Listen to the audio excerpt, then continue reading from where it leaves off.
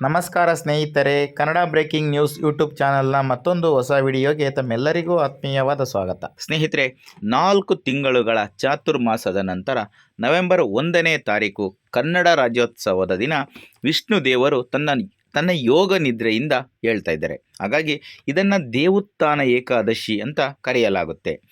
ಈ ದೇವುತ್ಥಾನ ಏಕಾದಶಿಯ ದಿನ ಕೆಲವೊಂದಷ್ಟು ರಾಶಿಗಳಿಗೆ ಅದೃಷ್ಟದ ಸಮಯ ಶುರುವಾಗ್ತಾ ಇದೆ. ಆ ಅದೃಷ್ಟಶಾಲಿ ರಾಶಿಗಳು ಯಾವ್ಯಾವು ಅನ್ನೋದು ಗೊತ್ತಾಗಬೇಕು ಅಂತಂದರೆ ಈ ವಿಡಿಯೋನ ಎಲ್ಲೂ ಕೂಡ ಸ್ಕಿಪ್ ಮಾಡದೆ ಕೊನೆವರೆಗೂ ನೋಡಿ. ಹಾಗೆ ನೀವೇನಾದರೂ ನಮ್ಮ ಚಾನಲ್ಗೆ ಹೊಸಬರಾಗಿದ್ದರೆ ದಯವಿಟ್ಟು ಈ ಕೂಡಲೇ ಸಬ್ಸ್ಕ್ರೈಬ್ ಮಾಡ್ಕೊಳ್ಳಿ.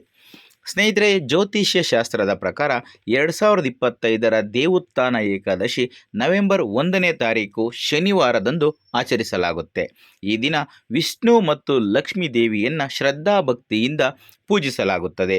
ಈ ಏಕಾದಶಿಯಿಂದ ಎಲ್ಲ ರೀತಿಯ ಮಂಗಳ ಕಾರ್ಯಗಳು ಪ್ರಾರಂಭವಾಗ್ತವೆ ಮತ್ತು ಈ 4 ತಿಂಗಳುಗಳ ಚಾತುರ್ಮಾಸ ಕೊನೆಗೊಳ್ಳುತ್ತೆ ಎಂದು ಹೇಳಲಾಗುತ್ತೆ. ಈ ವರ್ಷದ ದೇವುತ್ಥಾನ ಏಕಾದಶಿಯು ತುಂಬ ವಿಶೇಷವಾಗಿದೆ. ಏಕೆಂದರೆ ಈ ದೇವುತ್ಥಾನ ಏಕಾದಶಿಯ ದಿನ ವಿಶೇಷವಾದಂತಹ ಯೋಗ ನಿರ್ಮಾಣವಾಗುತ್ತೆ. ಈ ದಿನದಂದು ರವಿ ಯೋಗ ಮತ್ತು ರುಚಿಕ ಮಹಾಪುರುಷ ರಾಜಯೋಗದ ಸಂಯೋಗ ಕೂಡ ರೂಪುಗೊಳ್ಳುತ್ತೆ. ದೇವುತ್ಥಾನ ಏಕಾದಶಿ ಎಂದು 142 ದಿನಗಳ ಕಾಲ ಯೋಗ ನಿದ್ರೆಯಲ್ಲಿ ಇದ್ದಂತಹ ಭಗವಾನ್ ವಿಷ್ಣು ಯೋಗ ನಿದ್ರೆಯಿಂದ ಎದ್ದೇಳ್ತಾ ಇದ್ದಾರೆ. ಈ ಕಾರಣದಿಂದಾಗಿ ಕೆಲವೊಂದಷ್ಟು ರಾಶಿಯವರು ಈ ಶ್ರೀಹರಿಯ ಅಪಾರವಾದಂತಹ ಕೃಪೆಗೆ ಪಾತ್ರರಾಗ್ತಾರೆ. ಆ ಅದೃಷ್ಟಶಾಲಿ ರಾಶಿಗಳಲ್ಲಿ ನಿಮ್ಮ ರಾಶಿಯು ಕೂಡ ಒಂದಾಗಿದೆಯಾ ಅನ್ನೋದು ನಿಮಗೆ ಗೊತ್ತಾಗಬೇಕಂದ್ರೆ ಈ ವಿಡಿಯೋನ ಎಲ್ಲೂ ಕೂಡ ಸ್ಕಿಪ್ ಮಾಡದೆ ಕೊನೆವರೆಗೂ ನೋಡಿ. ಈಗ ಮೇಷರಾಶಿಗೆ ಸೇರಿದ ಜನರಿಗೆ ದೇವುತ್ಥಾನ ಏಕಾದಶಿ ಎಂದು ಶ್ರೀಹರಿಯ ಕೃಪೆ ದೊರಕುತ್ತದೆ. ಇದರಿಂದ ಆರ್ಥಿಕ ವಿಷಯಗಳಿಗೆ ಸಂಬಂಧಿಸಿದಂತೆ ಲಾಭದಾಯಕವಾಗುತ್ತದೆ. ಈ ಅವಧಿಯಲ್ಲಿ ನಿಮಗೆ ಧನ ಸಂಪತ್ತಿನ ಲಾಭ ಹೆಚ್ಚಾಗಿ ಕಂಡುಬರುತ್ತದೆ. ಶ್ರೀಹರಿಯ ಆಶೀರ್ವಾದದಿಂದಾಗಿ ಮೇಷರಾಶಿಗೆ ಸೇರಿದ ಜನರಿಗೆ ಜೀವನದಲ್ಲಿ ಸಾಕಷ್ಟು ಸಂತೋಷ ಸಿಗುತ್ತದೆ. ಇದರಿಂದ ಮೇಷರಾಶಿಯ ಜನರಿಗೆ ಸುಖ ಸಮೃದ್ಧಿಯಲ್ಲಿ ಹೆಚ್ಚಳವಾಗುವ ಯೋಗ ಕೂಡಿಬರುತ್ತದೆ. ಈಗ ಕಟಕ ರಾಶಿಗೆ ಸೇರಿದ ಜನರಿಗೆ ದೇವುತ್ಥಾನ ಏಕಾದಶಿ ಎಂದು ಶ್ರೀಹರಿಯ ಕೃಪೆಯಿಂದಾಗಿ ವ್ಯಾಪಾರದಲ್ಲಿ ಪ್ರಗತಿ ದೊರಕುವ ಸಾಧ್ಯತೆ ಇದೆ. ಹಾಗೆ ಕೆಲಸದ ಸ್ಥಳದಲ್ಲಿ ನೀವು ಎಲ್ಲರ ಸಂಪೂರ್ಣ ಬೆಂಬಲವನ್ನು ಪಡೆಯುತ್ತೀರಿ. ಆರ್ಥಿಕ ವಿಚಾರಗಳಿಗೆ ಸಂಬಂಧಿಸಿದಂತೆ ಕಟಕ ರಾಶಿಗೆ ಸೇರಿದ ಜನರು ಬಹಳ ಅನುಕೂಲಕರವಾದಂತಹ ಲಾಭವನ್ನು ಪಡೆಯುತ್ತಾರೆ.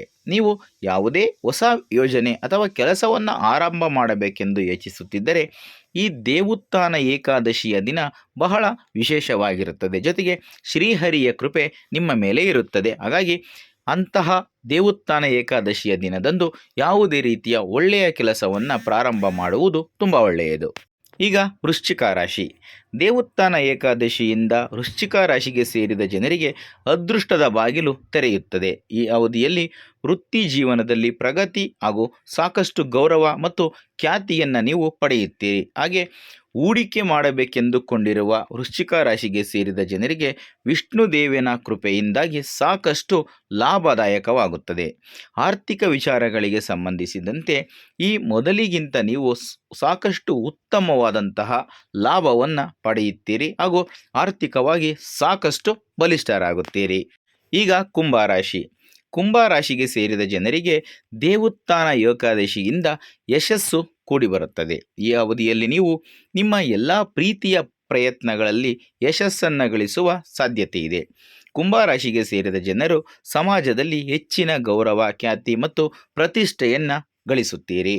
ವೈವಾಹಿಕ ಜೀವನದಲ್ಲಿ ವಿಷ್ಣು ದೇವನ ಕೃಪೆಯಿಂದಾಗಿ ಉತ್ತಮ ಸಾಮರಸ್ಯವನ್ನು ಹೊಂದುತ್ತೀರಿ. ಜೊತೆಗೆ ನಿಮ್ಮ ಜೀವನದಲ್ಲಿ ಪ್ರೀತಿ ಹೆಚ್ಚಾಗುತ್ತದೆ. ಕುಂಭರಾಶಿಗೆ ಸೇರಿದ ವಿದ್ಯಾರ್ಥಿಗಳು ಸಾಕಷ್ಟು ಪ್ರಗತಿ ಮತ್ತು ಯಶಸ್ಸನ್ನು ಗಳಿಸುವ ಯೋಗ ಕೂಡಿಬರುತ್ತದೆ.